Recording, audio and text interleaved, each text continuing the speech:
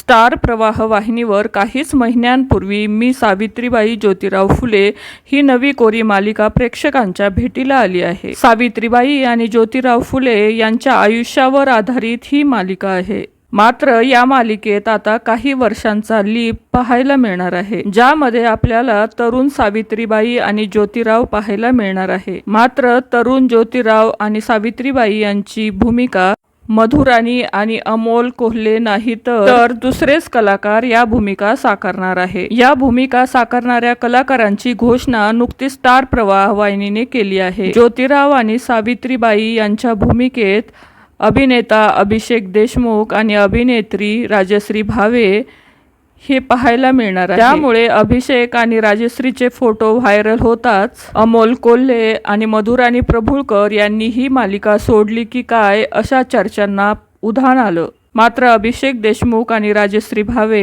हे दोघे सावित्रीबाई आणि ज्योतिराव यांचे तरुणपण साकारणार आहे। दुसऱ्या अध्यायाला सुरुवात असं म्हणत स्टार प्रवाह वाहिनीने अभिषेक देशमुख आणि राजश्री भावे यांचा एक व्हिडिओ शेअर केला आहे आणि त्यानंतर आपल्याला नंतरच्या टप्प्यात अमोल कोल्हे आणि मधुराणी प्रभुळकर हे कलाकार पाहायला मिळणार आहे। तर मधुराणी आणि अमोल कोल्हे यांनी ही भूमिका सोडलेल्या नाहीयेत, ते या नंतरच्या भागांमध्ये आपल्याला पाहायला मिळणार आहे।